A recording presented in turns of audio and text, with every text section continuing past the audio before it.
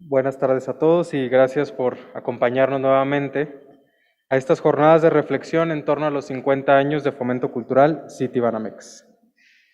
Y gracias también a toda la gente que nos está siguiendo en línea a través de Zoom. Estamos por empezar la mesa número 3 y en esta ocasión abordaremos el tema de exposiciones internacionales y pintura virreinal. Agradecemos la presencia de Graciela de la Torre y del doctor Pedro Ángeles Jiménez, que nos acompañan en esta mesa. Y presento al doctor Pedro Ángeles Jiménez, doctor en Historia del Arte por la Universidad Nacional Autónoma de México. Ha sido profesor de asignatura en la licenciatura de Historia y actualmente lo es en la maestría de Historia del Arte. Es autor de diversos libros y artículos especializados en pintura de la Nueva España y documentación del patrimonio cultural. Desde noviembre de 1986 hasta la fecha, ha laborado en el Instituto de Investigaciones Estéticas de la UNAM, primero en el Archivo Fotográfico Manuel Toussaint, donde fue coordinador entre 2005 y 2011, y actualmente coordina la Unidad de Información para las Artes del mismo instituto, así como la mesa de trabajo del Comité Internacional de Documentación del Consejo Internacional de Museos, ICOM, en México. Muchas gracias, Pedro, por acompañarnos. Nos acompaña también la doctora Graciela de la Torre, que nos ha pedido ella presentarse. Bueno, pues sí, buenas tardes. Esto no es tan interesante mi biografía. Entonces, fui directora del Museo de San Carlos, luego del MUNAL, luego del MUAC, y ahora tengo la Cátedra Internacional y Mesoamón en Gestión Cultural. Y bueno, me da mucho gusto, te agradezco mucho, Candy, esta invitación. Muchas gracias y damos la palabra a nuestra directora de Fomento Cultural Citibanamex, Cándida Fernández de Calderón, para iniciar esta charla. Bueno, Graciela creo que ha querido ser especialmente breve, pero ha sido una gran directora del MUNAL, la creadora del MUAC y el pilar hoy por hoy de la Cátedra Inés Amor. O sea que, aunque sea con un pequeño apéndice, describimos tu función y una gestora fantástica. Bueno, pues un poco en la década de 1992 a 2001, tuve el privilegio de tomar la dirección de Fomento Cultural, entonces Banamex, con el mandato de seguir las líneas de actividad que ya se venían gestionando y desarrollar algunas nuevas. Se andaría en la investigación de las exposiciones, se publicarían sus catálogos y se estudiaría la colección pictórica. En esa década todavía se iniciaron investigaciones de largo aliento que creo que nos hicieron únicos en el horizonte cultural. Se contó desde el 2001 con el apoyo de nuestros directores. Manuel Medina Mora impulsó el inicio del programa de arte popular para Iberoamérica y se concretó con él la larga y ambiciosa investigación de pintura de los reinos, identidades compartidas en el mundo hispánico, cuya exposición llegó al Museo Nacional del Prado y al Palacio Real en Madrid, y años más tarde al Museo del Louvre en París. Con un respaldo importante de la Fundación Díez Morodo y del entonces Consejo Nacional para la Cultura y las Artes. Posteriormente, con Enrique Zorrilla y Javier Arrigunaga, en una larga itinerancia expositiva llevamos a los grandes maestros del arte popular de Iberoamérica a 2 continentes, con el apoyo de la Cancillería y del INA. A partir del 2004, con la transformación del Palacio de Iturbide en centro cultural, se planeó de forma integral una programación balanceada entre la pintura novohispana que nos ha distinguido como promotores e investigadores, con temas de arte popular, grandes fotógrafos, pintores icónicos del siglo XX y algunos artistas vivos del siglo XXI. Posteriormente, con Ernesto Torres Cantú, las casas señoriales se convirtieron en casas de cultura y han albergado un sinfín de exposiciones. Y ya para 2017 y 18 llegamos al Metropolitan Museum of Art de Nueva York con la obra de Cristóbal de Villalpando y la exhibición Pintado en México, que también estuvo en el ACMA porque era un trabajo de colaboración con ellos. Asimismo, se desarrollaron temas de arquitectura, diseño y fotografía que nos acercaron al público joven. Con Manuel Romo estuvimos en el Whitney Museum apoyando una exposición inédita e histórica de la vida americana. Los muralistas mexicanos rehacen el arte estadounidense del 25 al 45 en el siglo XX, en la que se pudo palpar la importancia del arte pictórico mexicano en el desarrollo del arte del siglo XX en Estados Unidos. Además, después tuvimos aquí al CISEC, pieza central de la exposición de Yvonne Domenech, Interconexiones, que se llevó a cabo para conmemorar la Constitución de Fomento Cultural. Y bueno, pues estas realmente han sido, de alguna manera, algunos de los proyectos estelares de los últimos años en Fomento Cultural. Y esta breve pincelada de 50 años señala medio siglo de gestión en Fomento, definida como una función institucional integradora de todas las personas y las organizaciones dedicadas a conocer, difundir y salvaguardar aquellas expresiones u obras de la humanidad que hacen a los seres humanos tomar conciencia de sí mismos, es decir, construir ciudadanía, forjar conciencia de nosotros mismos y de nuestro entorno. Han sido reflexiones de acción y de un plan con una causa y convicción, con la determinación de impulsar la cultura, el arte y la historia como elementos fundamentales de la fortaleza de una comunidad, de la sociedad y de un país. Graciela, no sé si quisieras empezar tus comentarios con nosotros. Sí. Y muchas gracias por estar con nosotros. Muchas gracias a ti, Candy, por la invitación. Buenas tardes a todas y a todos ustedes. Pues antes de comenzar, y como preámbulo a la invitación que tanto agradezco, quisiera felicitar por medio siglo de labor a Fomento Cultural Citibanamex, que a lo largo de 50 años ha contribuido, como pocas instituciones de carácter privado, a la preservación, estudio, investigación, difusión y puesta en valor de fragmentos trascendentes de nuestro devenir cultural, dando cuenta de un compromiso visionario y ejemplar para con la cultura, las tradiciones y la educación de este país. Felicidades a San Robert, a Roberto Hernández y a Alfredo Harp, don Alfredo en especial. Desde luego que para esta charla prolongada por la felicitación, tampoco puedo dejar de mencionar a dos entrañables gestores. El maestro, que en muchos sentidos lo era, don Fernando Gamboa, sucesor del arquitecto Luis Ortiz Macedo en la dirección de Fomento, hasta su trágica muerte en 1990. Y a nuestra admirada, la incansable Candy Fernández de Calderón. Todavía recuerdo nuestro desayuno hace casi 30 años en el Café Tacuba, cuando Candy me dio la noticia: dejo la Ibero y me voy de directora de Fomento Cultural Banamex. Desde luego que la magnífica decisión que Candy tomaba ha superado con creces cualquier expectativa que pudiéramos tener. Candy ha realizado magníficas exposiciones con aportes de carácter académico, siempre con el acierto de invitar a curadores de primer nivel, que revisan y dan luz a la historia del arte mexicano a través de creadores de periodos diversos, o también de extranjeros de alguna manera vinculados al país, pero además sus productos impresos se han convertido en una joya editorial que es referente para el estudio de la materia en cuestión. A ello se suma que a través de 20 años de impecable labor, Candy ha logrado integrar la colección más relevante de su tipo en nuestro continente, con grandes maestros del arte popular. No solo el Palacio de Cultura Citibanamex ha sido el receptáculo de esta encomiable labor, sino que está permeado dando nueva vida al patrimonio arquitectónico de la Casa Montejo en Mérida, la del Mayorazgo de la Canaria en San Miguel de Allende y el Palacio de los Condes del Valle del Xúchitl en Durango. Inmuebles históricos que, por fortuna, Citibanamex rescató para el país. Y siguiendo el hilo de esta obligada introducción, debo decir que me ha tocado a mí abordar esta tarde una faceta del trabajo de Candy y de Fomento Cultural Banamex. No, Fomento Cultural Citibanamex, que pasaré, si me lo permiten, a trazar, no con la profundidad que el tema requeriría, pero sí consciente de la importancia que ameritan las exposiciones internacionales de Citibanamex y su proyección en el marco de la acción cultural del país.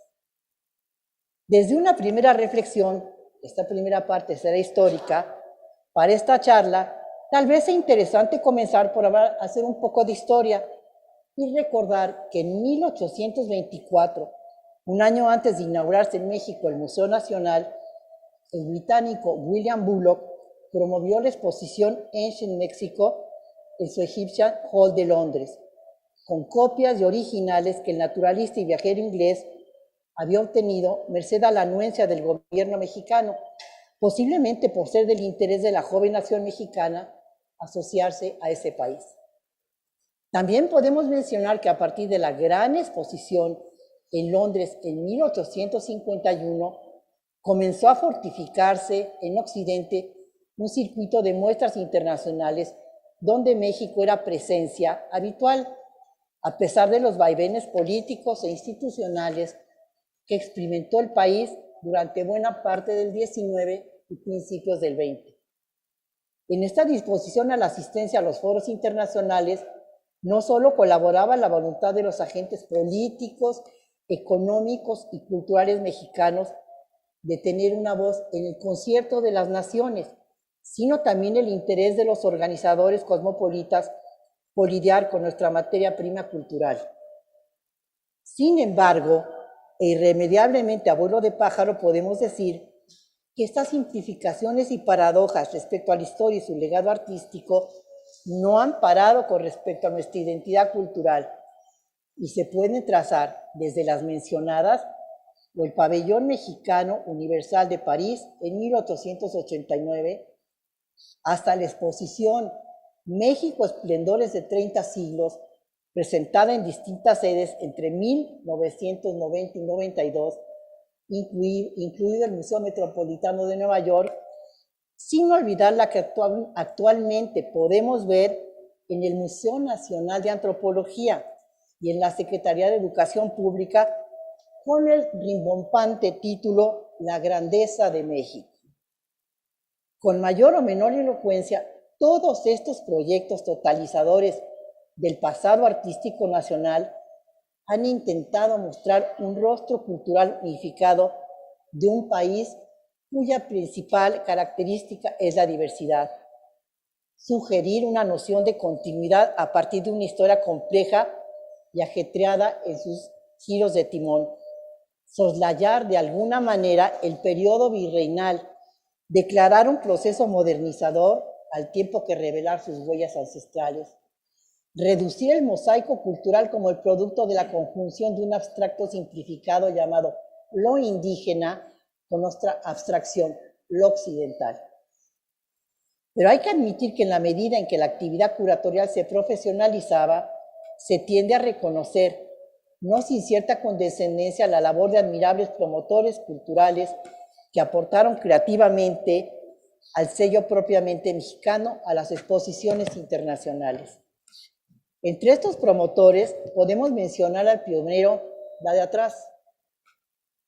Podemos mencionar al pionero Miguel Covarrubias, o a Daniel Rubín de la Borbolla, Alfonso Sotosoria y, por supuesto, Fernando Gamboa, quien, como se ha dicho, fue director de Fomento Cultural Banamex hasta el día del accidente que acabó con su vida. Gamboa, en colaboración con la dinastía de los Guadarrama, formada por Emeterio Terio Guadarrama y sus hijos Emeterio, Jorge y Juan, promovieron en la posguerra una serie de exposiciones internacionales que tuvieron, además de sus valores culturales y estéticos, una función diplomática en el contexto de la Guerra Fría. Destaca de entre ellos de estos proyectos la muestra itinerante Retrato de México, la que comenzó en Manila en diciembre del 64 y terminó en La Habana, en marzo del 81, habiendo pasado por la Unión Soviética, Corea del Sur y Japón. Al historial trashumante de Gamboa hay que sumar dos anteriores exposiciones, una de ellas, Arte Mexicano de la Antigüedad a nuestros días, o Arte Mexicano Antiguo Moderno, que se presentó en París, Estocolmo y Londres entre 51 y 52. O bien, Obras Maestras del Arte Mexicano, que surge a partir del Pabellón Mexicano en la Exposición Universal de Bruselas, y que entre 58 y 59 y 64 recorrió Zúrich, Colonia, La Haya, Berlín, Viena, Moscú, Leningrado, Varsovia, París, Roma y Copenhague. El formidable y visionario Fernando Gamboa, sensible a los virajes en el orden estético nacional, no limitó la representación del arte moderno mexicano al realismo nacionalista y comenzó a incluir de manera temprana obras de autores como Rufino Tamayo,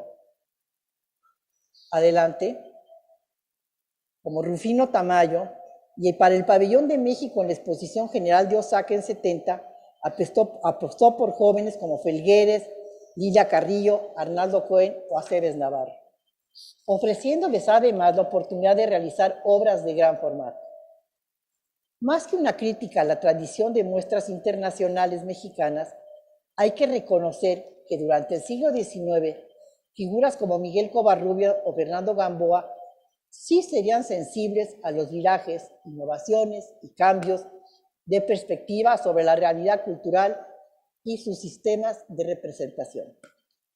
Sin embargo, tampoco podemos dejar de señalar que por lo general el imaginario de la fórmula de lo mexicano que nos saca Gamboa estuvo a punto de trastocar. Muchas veces las exposiciones también respondían a las expectativas de los anfitriones internacionales y a la complacencia de las autoridades culturales mexicanas, donde, por ejemplo, se concibe a la cultura como impermeable unidad. El periodo colonial es incómodo y derivado deficiente de la metrópoli, y Frida Kahlo, Diego Rivera y hasta Álvarez Bravo son el epítome de la mirada nacional. Desde hace décadas resulta evidente que la proyección internacional de la cultura mexicana debía superar dicha fórmula, en la medida en que las conciencias sociales y académicas sobre esta y sobre la identidad nacional se han diversificado, y en la presencia de mexicanos y sus descendientes en los Estados Unidos ha cobrado un protagonismo mayor. Y en esta superación de lugares comunes han resultado fundamentales aquellas instituciones que han sabido generar alternativas en las acciones de preservación de bienes culturales, en su investigación y divulgación, ocupando un primerísimo lugar, Fomento Cultural Citibanamex. Pasemos a un segundo momento de esta reflexión. La siguiente. Para los habitantes y visitantes de la Ciudad de México, el rostro de dicha institución es el Palacio de Iturbide o Palacio de Cultura Citibanamex, mismo que siendo un espacio de acceso público y gratuito, es en sí mismo un logro de preservación patrimonial. Fomento Cultural Citibanamex se ha convertido en actor fundamental en el estímulo de la creación, del coleccionismo, la publicación de valor académico y de divulgación, así como en un promotor internacional de nuestra cultura desde un enfoque que supera la fórmula convencional.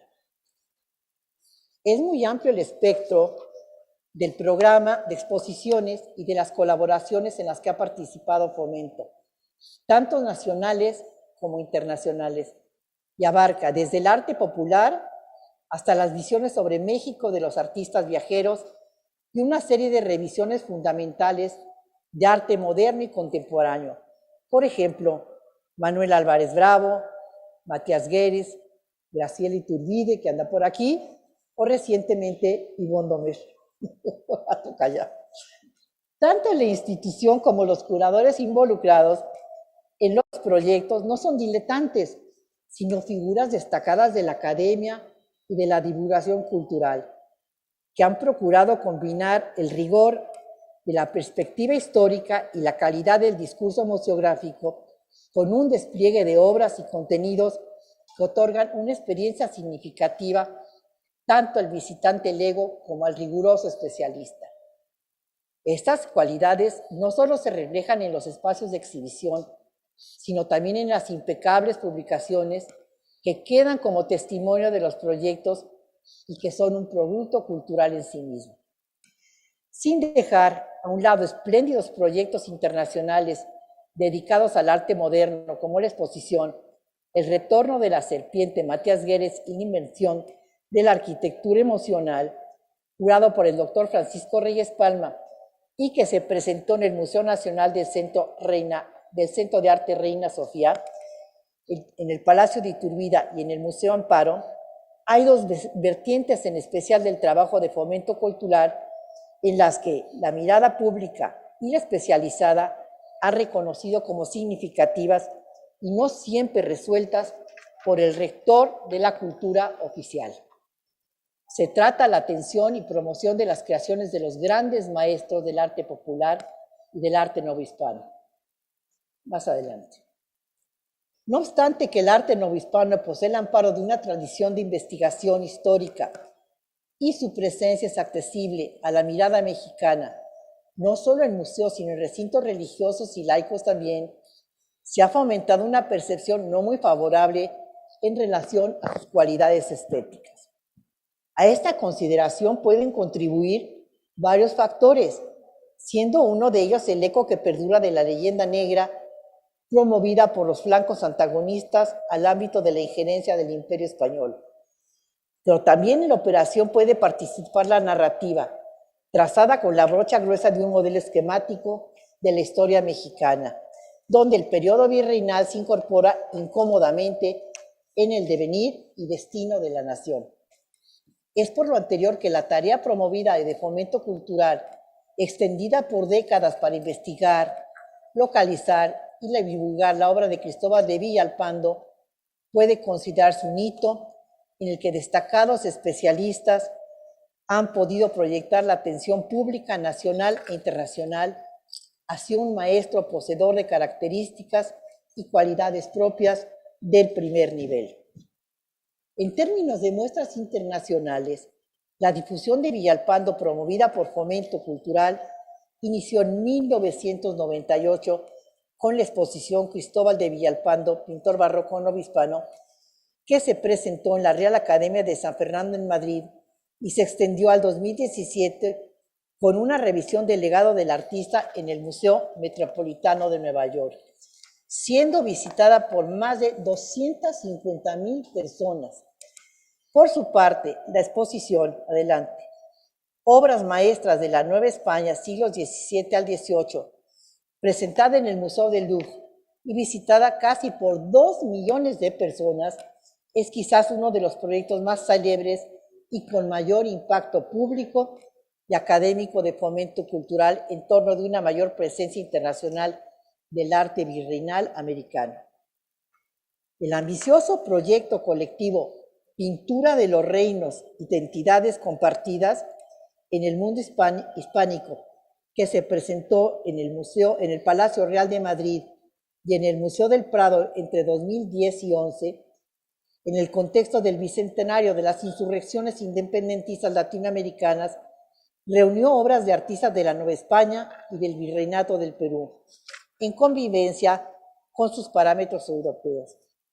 Bajo la dirección nada más y nada menos que de nuestra querida Cándida Fernández, un comité científico formado por Rogelio Ruiz Gomar, Paula Revenga, Luis Eduardo Bufaden, Oscar Flores y Ligia Fernández ofrecieron un panorama sin reservas ni complejos de la producción americana de los siglos XVI al XVIII y de sus resonancias globales.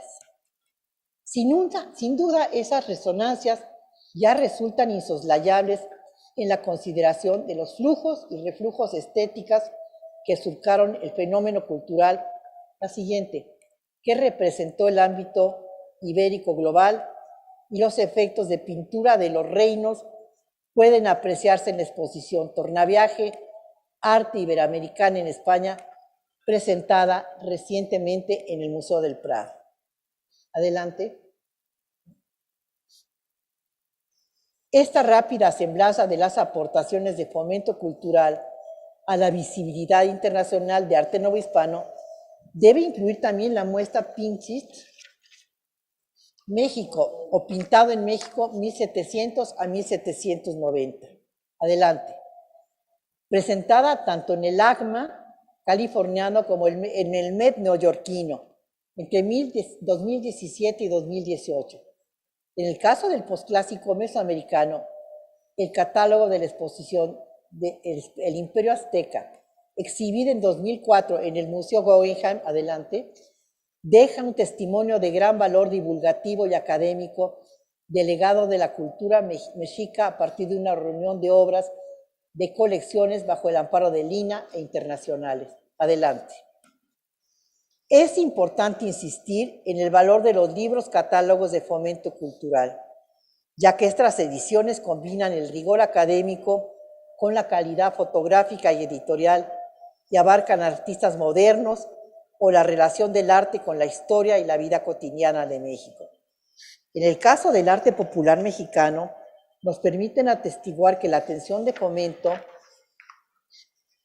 por el trabajo de los maestros artesanos ha sido un proceso de largo aliento, uno que ha atendido sistemáticamente no solo el coleccionismo institucional, sino también el estímulo a la creación y el estudio riguroso de sus vertientes individuales, regionales y técnicas, para luego vincularlos con otras tradiciones y otros creadores latinoamericanos e ibéricos.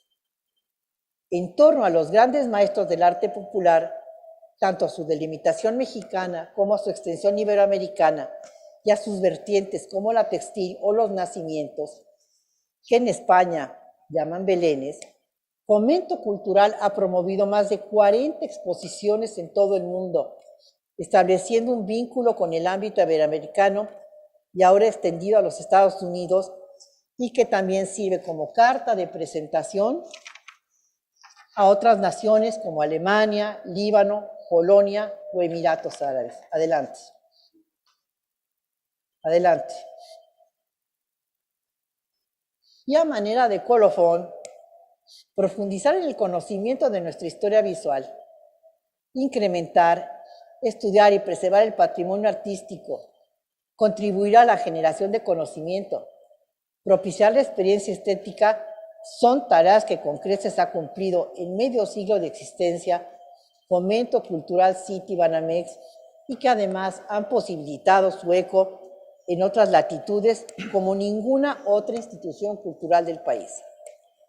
Felicidades por esta conmemoración a Fomento Cultural Citibanamex. A Candy, su directora, nuestro reconocimiento, y a los que la precedieron, haciendo votos porque continúa la extraordinaria labor de esta institución, que en última instancia constituye una de las mejores cartas de presentación del país. Felicidades, Candy, por ese trabajar. ¿Sí? Gracias.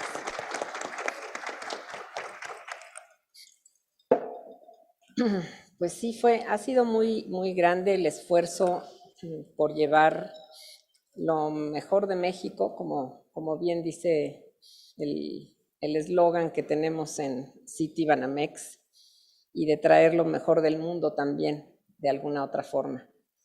Y la verdad es que sí, nuestras exposiciones, hay proyectos que desde que nacen con esta intención internacional, porque son los proyectos que vemos que tienen una gran calidad y no son lo suficientemente conocidos y reconocidos, tanto dentro como fuera del país.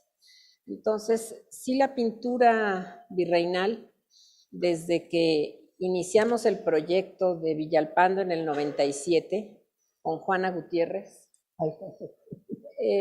ese proyecto nació de alguna manera en una exposición de pintores sevillanos en el Centro Cultural Contemporáneo, que el Museo de Sevilla estaba en obras y permitió la itinerancia de sus colecciones, y tuvimos pues la oportunidad de verlos, y estaban algunos de estos pintores sevillanos enfrentados con el dulce nombre de María de Villalpando. Y Juana y yo, que fuimos juntas a la exposición, decimos: oye, Juana, ¿y como que quién es el maestro aquí? Y de ahí nos decidimos a empezar a trabajar Villalpando. Esto debió de haber sido 96, tal vez principios de 96.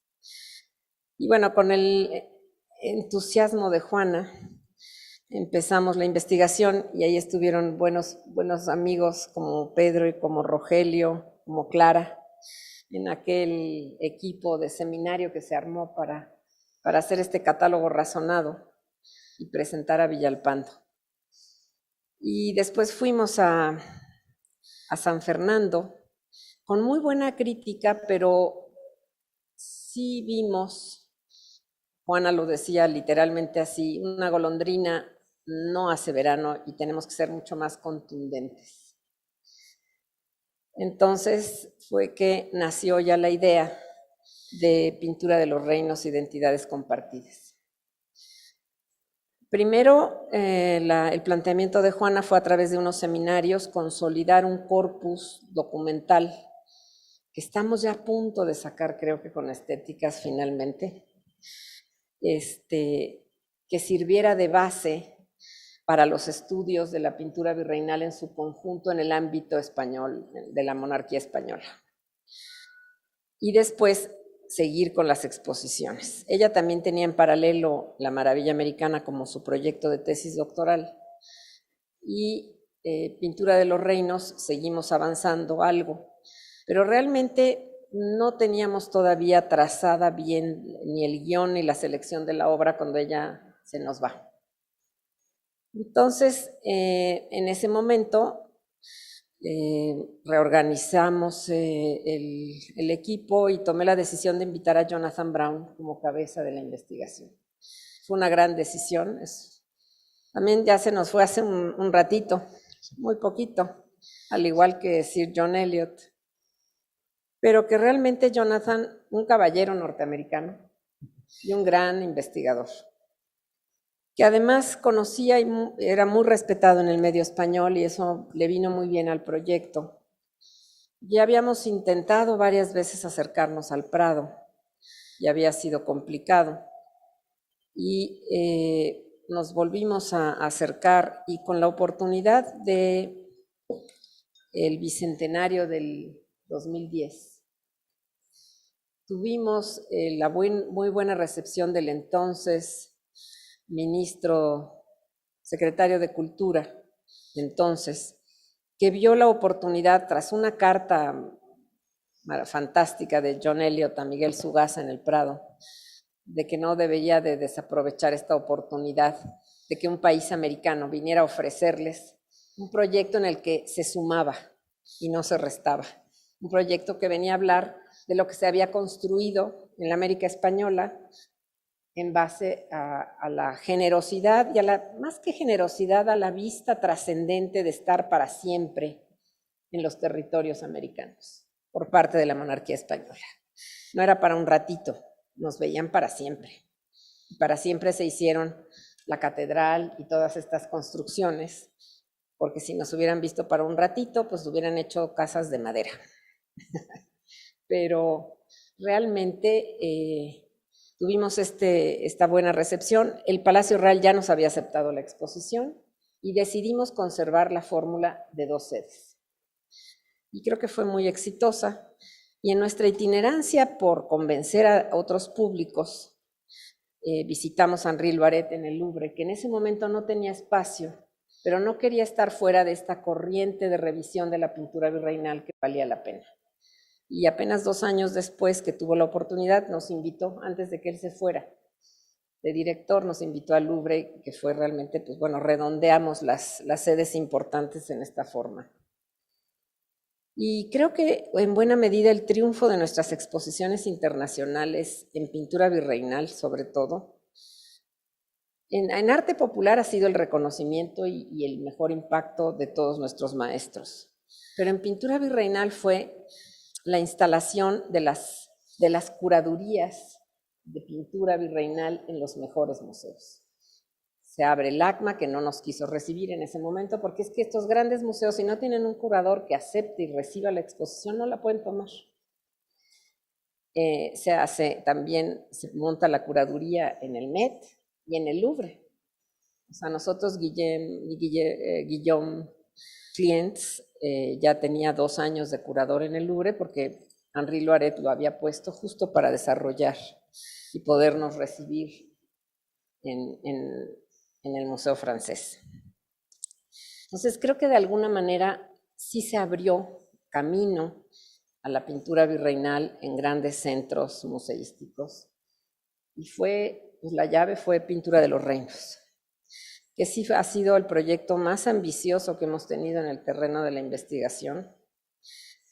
Y que bueno, la verdad es que sí fue un maratón para poder conseguir la obra importante de Perú. Por ahí no sé si Andaletti, pero nos tocó visitar buena parte del Perú, tratando de convencer los préstamos, que no son sencillos tampoco.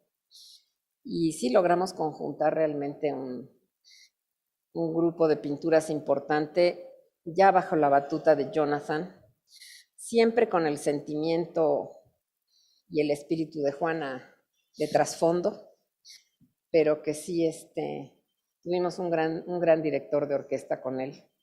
Y pues bueno, gozaba de todo el respeto de los museos. Y bueno, pues así hablando un poco de pintura y de los logros de pintura de los reinos, le cedemos la palabra a Pedro, que nos hablará de las exposiciones de pintura virreinal. Muchas gracias, Pedro. No, al contrario, muchísimas gracias, muy buenas tardes. Después de la comida hay que moverse. Y, admirada Graciela, querida Candy, tengo este texto para ustedes. La pintura de la Nueva España ha tenido largos caminos que andar.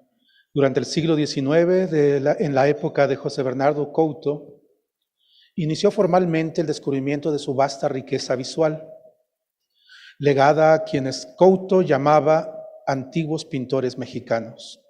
Tras la reforma liberal vino la expropiación de edificios emblemáticos y con ello una lenta dispersión de sus ornamentos. Hoy resulta una evocación sorpresiva leer descripciones como la hecha por el cronista Fray Agustín de Betancourt de los claustros de San Francisco, que a la letra dice: tiene 2 claustros y en medio de cada cual una pila de agua que alegra. La del principio es de piedra de jaspes blancos que llaman acatecale, con 2 tazas hermosas de lo mismo y una imagen de talla de San Diego por remate.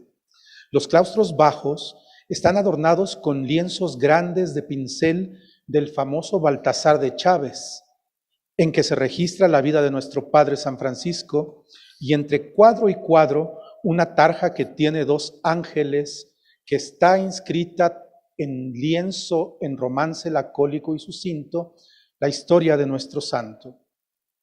En todo el techo no se divisa viga, porque está recubierto de lienzos pintados por varios lazos, alfombras y alcatifas fingidas que hacen la perspectiva a la vista agradable.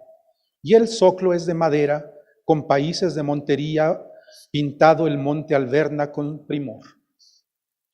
Las funciones de la imagen se contextualizan en el contexto de su arquitectura, sirviendo en este caso al propósito de actualizar los ciclos de la historia de la Orden de los Menores y contemplar, mediante el meritorio arte del engaño, aquellos trampantojos que eran alfombras, alcatifas fingidas, agradables para la vista, o aquellas monterías de la Toscana, donde en su vida de contrastes entre la riqueza por nacimiento y la pobreza por elección, se tomaron aquellos paisajes para figurar los 2 mundos de Francisco, al recordar que en Alverna no solo hay espacios para la casa y montería, sino también se ubica la capilla donde el santo de Asís recibió el don de sus estigmas.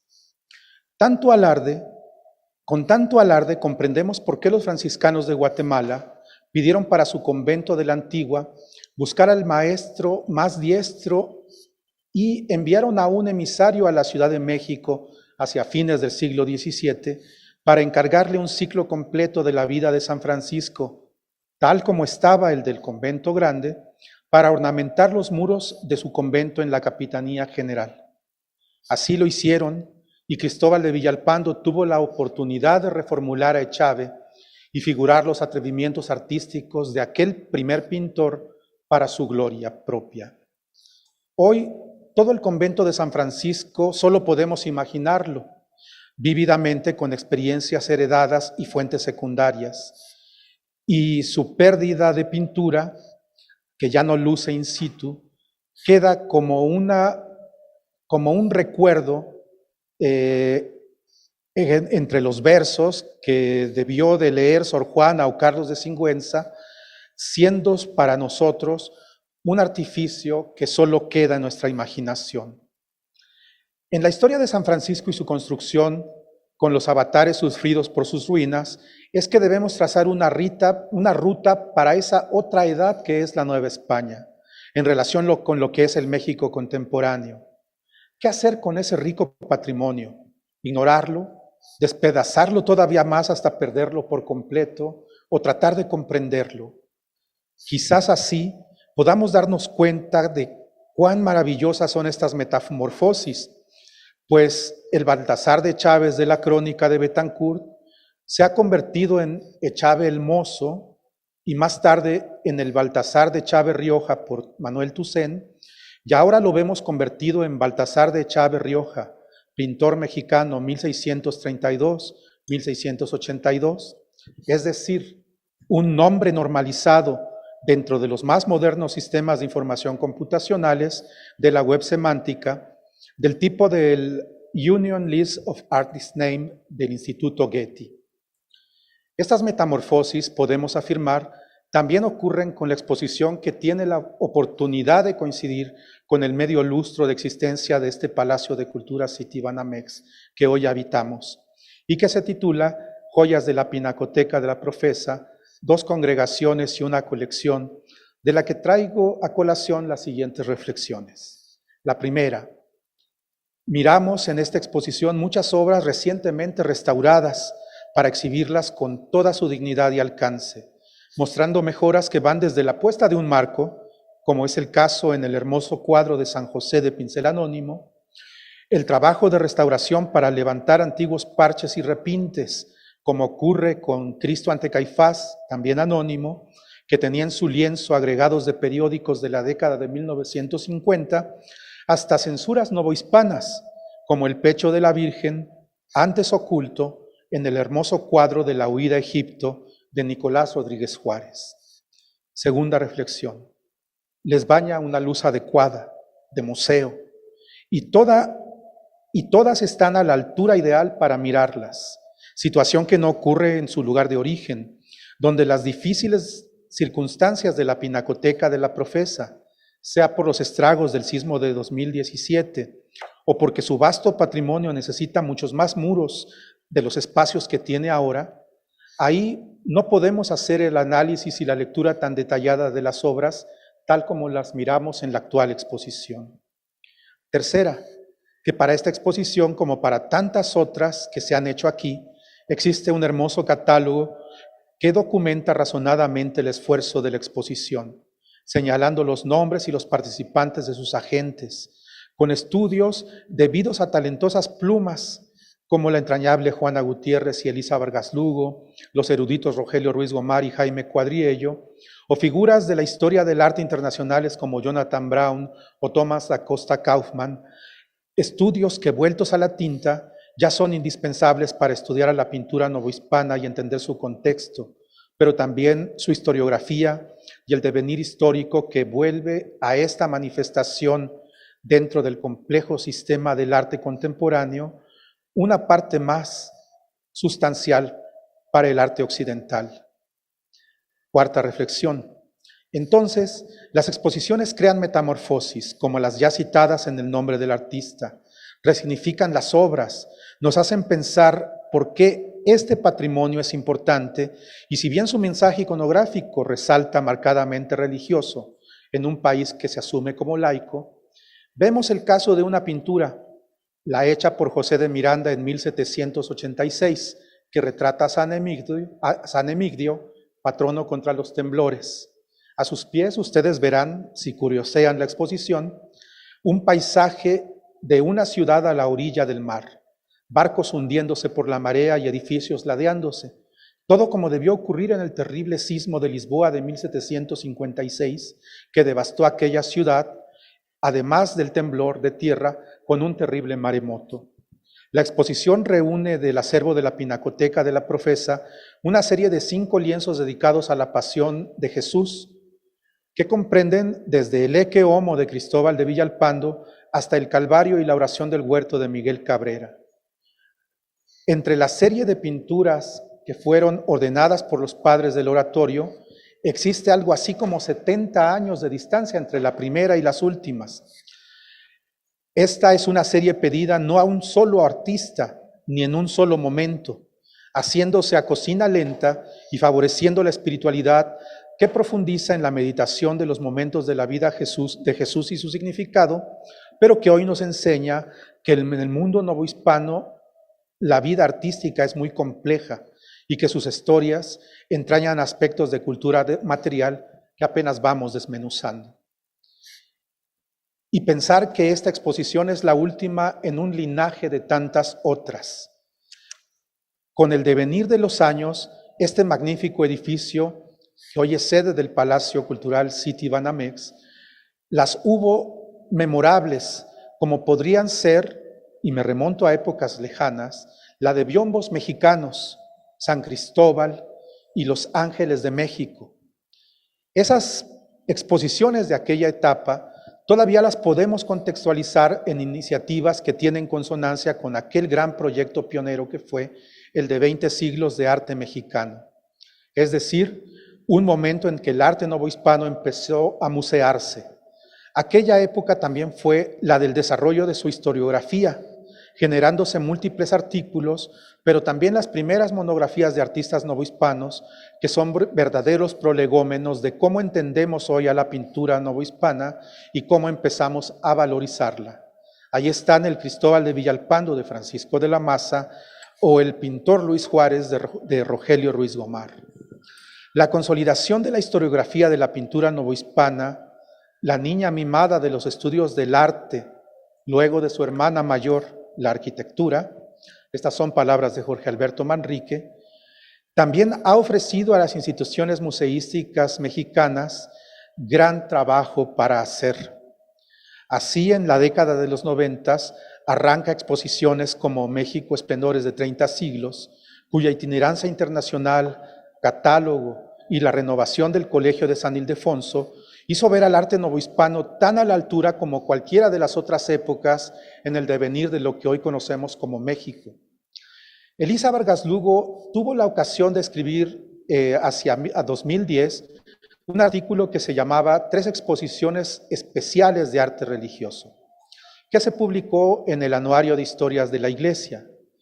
Su encomienda era señalar a las exposiciones más relevantes de arte novohispano hechas hasta el momento, y como siempre, sabiamente, la doctora Elisa reflexiona. El acervo de arte religioso novohispano heredado por México ha permitido a lo largo de los años cientos de pinturas y esculturas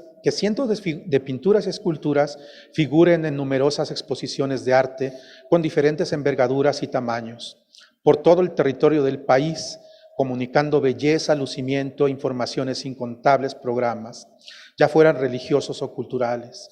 Sin embargo, a la fecha, sin contar las exposiciones dedicadas a la imagen de la Virgen de Guadalupe, que podrían considerarse rutinarias, y ahí queda una que fue importantísima, la de imágenes guadalupanas 4 siglos del extinto Centro Cultural de Arte Contemporáneo de Televisa. Muy pocas, dice la doctora Elisa, han sido exposiciones verdaderamente dedicadas al arte novohispano. Las exposiciones de las que habló fueron 3. 800 años del nacimiento de San Francisco, que estuvo en 2009 en el Museo Franz Mayer, y 2 más relevantes para el tema que hoy nos tocan. La primera fue Arte y Mística del Barroco, expuesta en el 94 en el Colegio de San Ildefonso. De enorme trascendencia, pues ahí sus responsables, Fray Carlos Martínez y Gilles Chazal, en compañía de un nutrido grupo de especialistas mexicanos, expusieron 120 pinturas de diferentes acervos mexicanos al lado de obras de maestros europeos. Entre los pintores más conocidos de México estuvieron Juan Correa, Cristóbal de Villalpando, Miguel Cabrera y algunos otros que alternaron con el Greco, Francisco de Zurbarán, Guido Reni, Nicolás Poussin, Bartolomé Esteban Murillo, entre otros. Esa era la primera vez que de manera decidida los pintores de la Nueva España se colgaron junto con otros artistas de concierto internacional y también fue, aunque con menor modestia, un momento en el que la mística logró que la obra de tiempos novohispanos se uniera a los esfuerzos de Hugo Iriart desde la perspectiva del arte contemporáneo. La otra exposición reseñada por la doctora Elisa Vargas Lugo fue Parábola novohispana, Cristo en el arte virreinal, que se expuso aquí en Fomento Cultural Banamex el año 2000.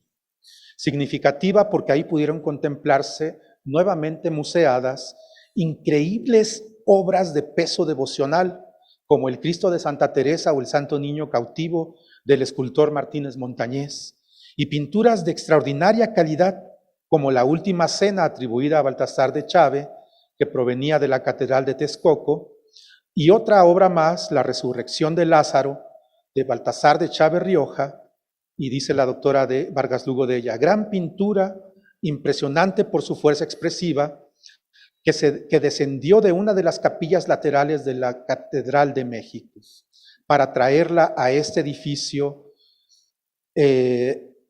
como otra más de las invaluables joyas de la Nueva España.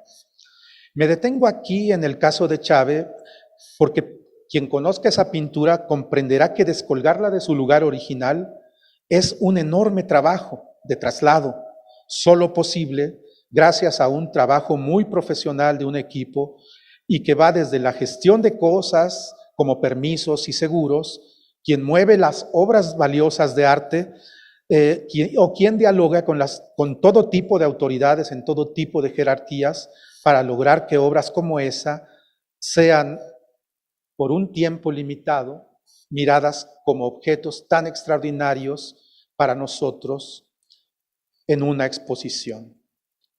Como se aprecia, los contextos de las exposiciones de Fomento Cultural Citibanamex siempre se sitúan a la vanguardia, a la altura de grandes proyectos como los de otras instituciones mexicanas.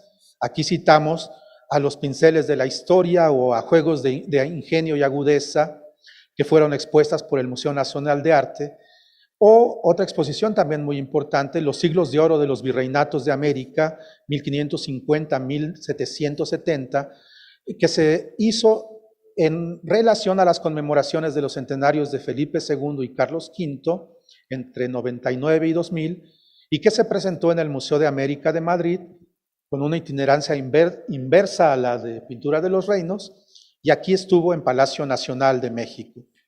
Esa exposición curada por Joaquín Berchés, Jonathan Brown expuso su hipótesis respecto al término colonial, que implicaba de entrada una relación desigual entre colonia y colonizadores, e influía negativamente en la apreciación del arte iberoamericano por considerarlo injustamente inferior o derivado.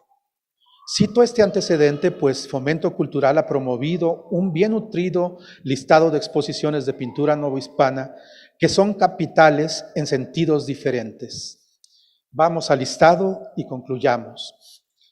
1997, Cristóbal de Villalpando, pintor barroco novohispano, coordinado académicamente por Juana Gutiérrez, que con agudeza extraordinaria un día me dijo: todo gran proyecto inicia con una gran selección de tema, y Cristóbal de Villalpando lo es. Y el estudio de su pintura lo fue para realizar una exposición que tuvo todo.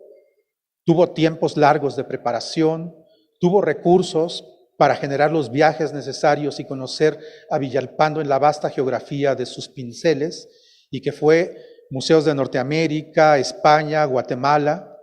Hubo lo necesario para explorar archivos, bibliografía y generar así con la culminación de una exposición que cuenta además con un catálogo de la obra razonado de este artista. Afortunadamente este esfuerzo también tuvo su repercusión internacional y así Cristóbal de Villalpando fue a Madrid, a la Academia de San Fernando, la cual cuenta con una extraordinaria colección de artistas flamencos y españoles, y donde Villalpando pudo mirarse como uno más entre todos ellos, tal como es. La verdad es que este pintor se ha convertido en una suerte de favorito, pues en 2017 se volvió a hacer otra exposición, esta vez con pinturas inéditas que no aparecieron en este primer catálogo, y también con la inclusión de una excelsa obra catedralicia. Me refiero a la Transfiguración, que habitualmente se ubica en la Capilla de la Soledad de la Catedral de Puebla y que pudimos analizar como nunca desde la perspectiva de su construcción material. Y esta exposición, además de estar en México, también estuvo en el Museo Metropolitano de Nueva York en ese mismo año. En 99 estuvo Pintura y Vida Cotidiana, ya se reseñó aquí. En el año 2000, Parábola Novohispana, ya se refirió aquí. En 2006, otro proyecto extraordinario, Imágenes de los Naturales en el Arte de la Nueva España, siglos XVI al XVIII, exposición curada por Elisa Vargas Lugo y su Seminario de Arte Virreinal, que fue una original puesta que nos hizo ver que además de santos y otros aspectos simbólicos del mundo hispánico, existe en la pintura novohispana un legado de representaciones de indígenas novohispanos que nos hacen comprenderlos como patronos de grandes obras artísticas, como son retablos, pinturas e iglesias, sin menoscabo de su importancia y argumentando a su favor, tanto como lo harían sus códices, sus crónicas o sus historias. 2010, 2011, Pintura de los reinos, identidades compartidas en el mundo hispánico. Es imposible no decir algo de esta exposición. Su primera sede fue el Palacio Real y el Museo del Prado, para posteriormente ser presentada aquí en este edificio. Este es uno de los más ambiciosos proyectos de fomento cultural Citibanamex. En este proyecto, de algún modo, culmina el pensamiento de Juana Gutiérrez, quien consideraba a la curaduría de las exposiciones como una de las fuentes más inspiradoras para aventajar en el conocimiento de los temas propuestos por las exposiciones, pero que por su sentido fallecimiento ya no pudo concluir. Entonces el profesionalismo del equipo de fomento cultural Citibanamex tomó las riendas. Su directora, Cándida Fernández, hizo cargo de muchísimos asuntos pendientes y todos los nuevos que salieron. Y ese magno proyecto, que también fue de largo aliento de muchos años de investigación, pudo realizarse de manera extraordinaria. El catálogo son 4 gruesos volúmenes, cabildeados con seminarios y especialistas que se dedicaron a pensar cuál era la relación de la obra artística, el contexto geográfico y político del orbe indiano y su relación con la monarquía hispánica. Ahí la participación de Jonathan Brown fue destacada y algo ya dijimos del por qué. Pero tenemos increíbles artículos en este libro y muchos de ellos siguen siendo fuentes para los actuales estudios del arte de la pintura novohispana, como el de Juana Gutiérrez y su pregunta, la pintura novohispana como coiné pictórica americana, o las aportaciones de Tomás da Costa Kaufmann, quien identifica para el estudio de la pintura del mundo novohispano 4 modelos, el colonial, el nacional, las variantes del modelo centro-periferia y los modelos del virreinato. Comprender la clave del arte, ya no solo de la Nueva España, sino de su contexto supracontinental, Asia, América y Europa, es llave invaluable para comprender a todo el arte occidental. En 2013, México en el U, obras maestras de la Nueva España. Otra importantísima exposición que permitió en un contexto especial colgar las obras de los maestros en la misma sala de pintura de los maestros españoles del emblemático Museo Francés y mirarlas como lo que son, parte de una misma cepa. En 2013, Pintores y pintura de la maravilla americana, otro legado del pensamiento de Juana Gutiérrez, pero coordinado por la doctora Elisa Vargas Lugo. Y fue a partir del análisis de un libro publicado por ese artista del siglo XVIII, por Miguel Cabrera, una revisión sobre las generaciones que bordaron a la pintura del siglo XVIII hasta antes de la llegada de la Academia de San Carlos. Esa exposición tuvo una sede en 2020 en el Museo Internacional del Barroco de la Ciudad de México. 2017, Pintado en México.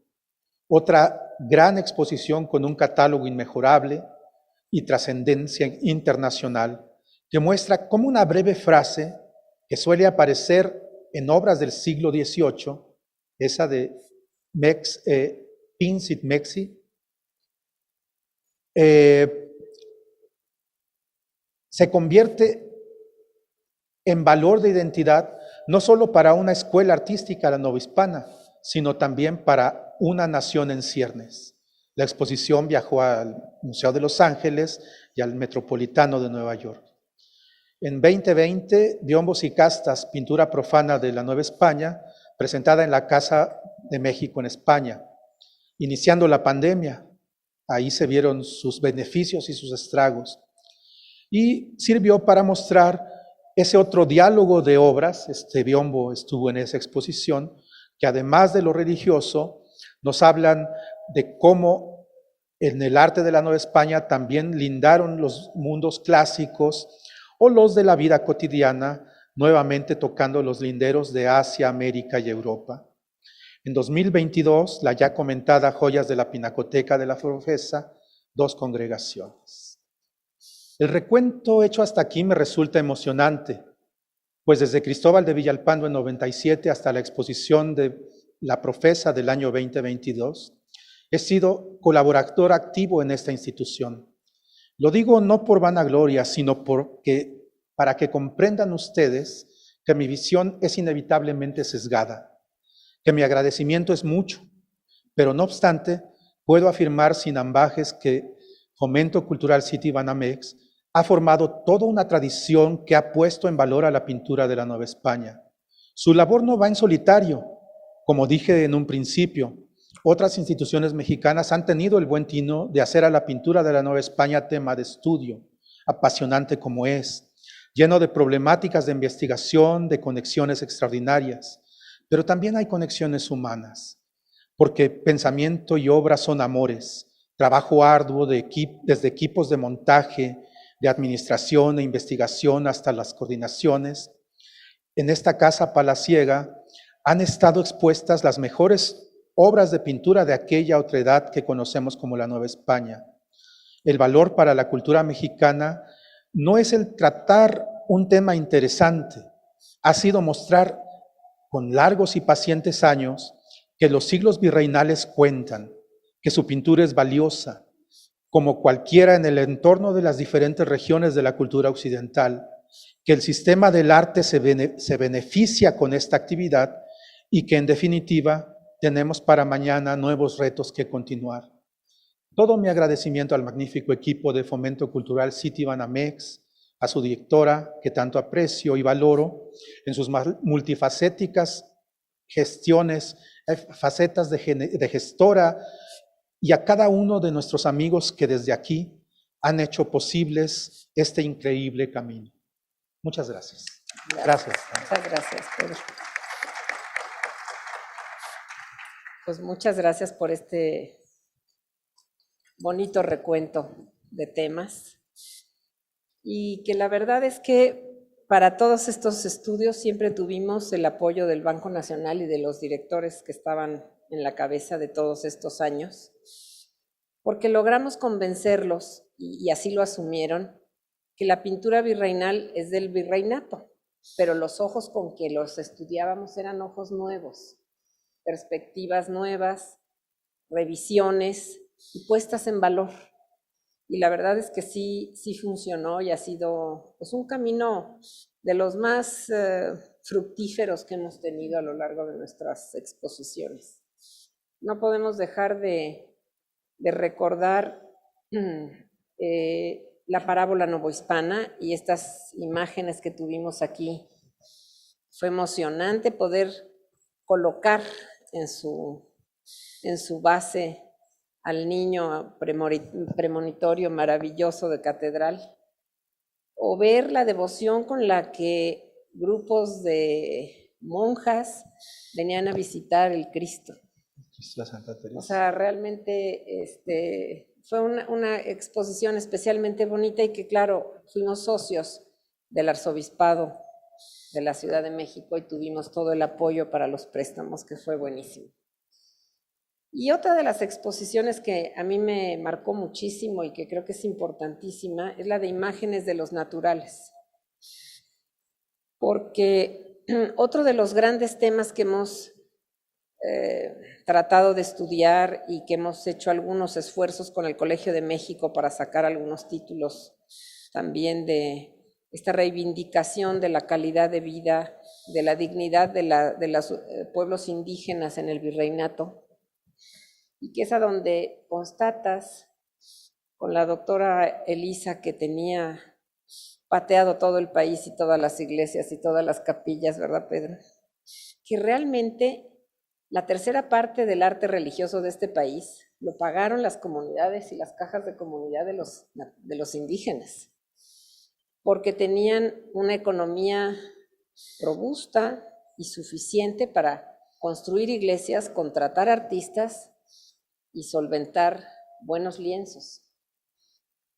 Y que después de la pauperización de las leyes de reforma y de la pérdida de sus tierras, viene la debacle económica de las comunidades indígenas y luego no les alcanza ni para barrerlas, las iglesias, ¿no? Entonces, realmente esta dignidad de los naturales a través del patrocinio de la obra religiosa y todos los esfuerzos en su vida cotidiana económica para poderlas solventar, a pesar de la legislación de Carlos III que les dice, oigan, no, ya no gasten en eso, ahora obras públicas de beneficio, pues inventan cofradías, inventan otros caminos y duplican su producción, pero no dejan de apoyar las obras religiosas y sus fiestas. Y esto pues habla de una fortaleza de grupos y de una ingesta de carne, de una talla y de un PIB que pues casi no han vuelto a recuperar. Yo te quiero preguntar, Candy. Digo, desde luego que el programa es sobresaliente, llenan un hueco no solo en el estudio y en la difusión, sino en las políticas culturales internacionales. ¿Quién decide las exposiciones? ¿Quién las decide? ¿Las decides tú? ¿Tienen un consejo? ¿Quién las decide? Mira, tenemos un grupo asesor que ha estado conformado, ha habido como dos periodos muy grandes de este grupo asesor. El primero, bueno, yo entré... ¿Es un grupo o es un consejo? Son asesores, no son consejo. Bueno, la decisión, ¿quién la tiene? ¿Tú?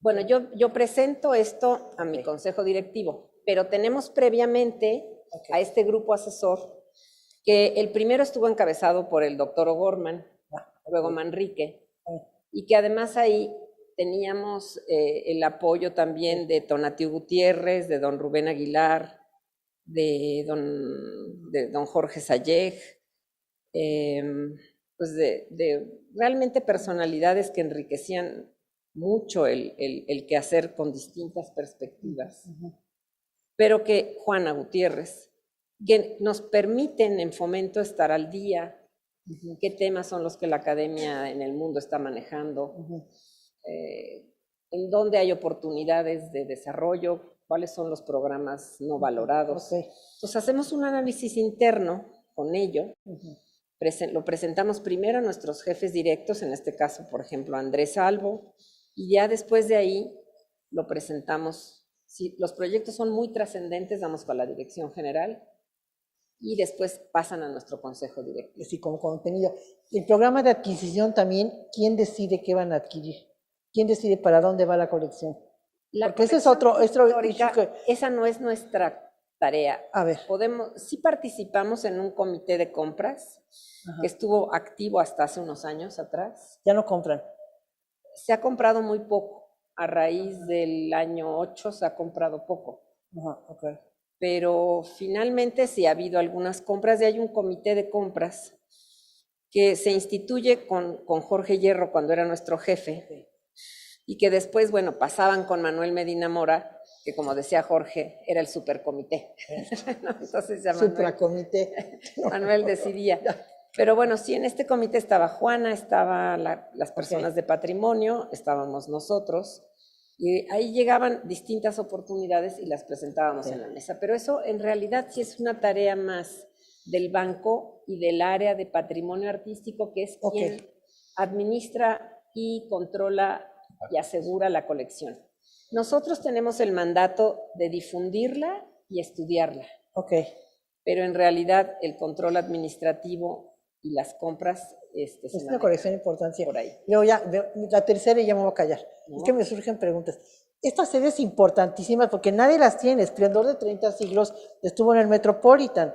30 años después estuvimos con Villalpando. Pero tú has tenido el Louvre, el Prado, el Met, la National Gallery de Londres, ¿no? No. Tu próximo, pues. San Fernando, o sea, ¿esto quién lo gestiona? Directamente ¿Tú? Nosotros, sí. ¿Tú, Candy Calderón? Sí, bueno. O sea, la calidad de los proyectos indubitables, pero tú haces la gestión. Sí, bueno, Miguel Ángel es testigo de nuestros viajes múltiples ¿Sí? a España para...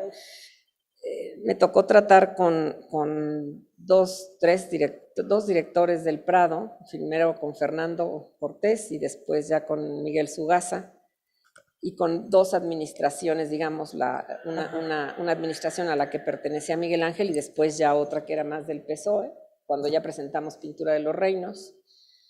Pero sí, nosotros vamos, gestionamos, hacemos cita, nos presentamos con el proyecto. Muchas veces el proyecto, si ya tiene un libro, es la mejor carta de presentación, Claro, por como supuesto. era el caso de grandes maestros. Pero para Pintura de los Reinos, pues era nada más un poco nuestra trayectoria de otras investigaciones. Ok. Y realmente pues es la perseverancia y la solidez de los proyectos. La calidad de los termina. proyectos, claro. Y que además llevábamos también el apoyo del banco y de un presupuesto para no ser una carga demasiado pesada de exposición. Eso es importante. Y siempre un socio o dos importantes desde México. Ok. Entonces, pues bueno, ahí tienes cierta capacidad de negociación. Y el Louvre, por ejemplo, sí terminó invitándonos porque Henri Loiret está en Nueva York en el momento en el que Jonathan Brown hace un seminario en el Metropolitan de esta pintura. Y se arranca un poquito el periodo de Rhonda Kahls como curadora, que presentó algunas de las poquititas piezas que tenían de arte virreinal. Y él se da cuenta del filón que hay ahí, porque Jonathan mismo lo ve, o sea, él a todos sus alumnos les dice, es que ya estudiar el barroco en Italia o en España es muy complicado, y tienes un mar de oportunidades en Nueva España o en Perú. Entonces él fue realmente un promotor de las especializaciones y de los doctorados. Nunca han incursionado en arte contemporáneo. Con Matías Geritz Pero recibimos hasta ahí, sí, hasta ahí. la invitación del Reina Sofía, porque ya habíamos trabajado con Francisco en otro proyecto de Flor Garduño y estaba este antecedente y nos invitaron a colaborar. Mejor no, ya. Pero lo que pasa es que, bueno, tampoco tenemos tanta capacidad, Pero pero yo hago la crítica ahora de que todos los proyectos, todos los espacios tienen que tener arte contemporáneo para hacer... No, pues no es así. Ustedes son contemporáneos en su manera de exhibir, de estudiar, de abordar la investigación. Entonces, en eso radica tu contemporaneidad. Sí. Ahora, sí hemos presentado obras de artistas, no de la avanzada conceptual, pero sí de artistas consagrados del siglo XX y parte del XXI en fotografía y en artes plásticas, pero sí en términos generales de artistas consagrados. No hemos incursionado en la promoción de los jóvenes contemporáneos, porque creo que además hay otras instituciones que en este momento, como el MUAC y otros, lo hacen francamente bien. Muy bien, muchas gracias. Pues ya nos queda creo que poquito, aunque podemos rebasar la hora en unos 5 o 6 minutos, pero... Vamos a darles tiempo. Pero bueno, pues sí, es pues un muchas poco... felicidades, Candy. Agradecer. Agradecer y realmente sí, sí la perseverancia, la solidez, bueno, volvemos un poco a los mismos atributos que hablamos en la mañana, ¿no? Perseverancia, solidez y también respaldo económico. Respaldo económico, ¿sí? Bueno, poquita cosa. Poquita. No, talento y pasión. Pero sí, la verdad es que sí, sí hemos tenido una buena respuesta. Tal vez los tiempos hayan cambiado y no sé ahora cómo estaría, pero sí logramos en los 90s, 2000s y 2010 muy buena recepción a buena parte de ellos. Felicidades. Pues muchas gracias. Gracias. Muchas gracias. Muchas gracias a todos ustedes.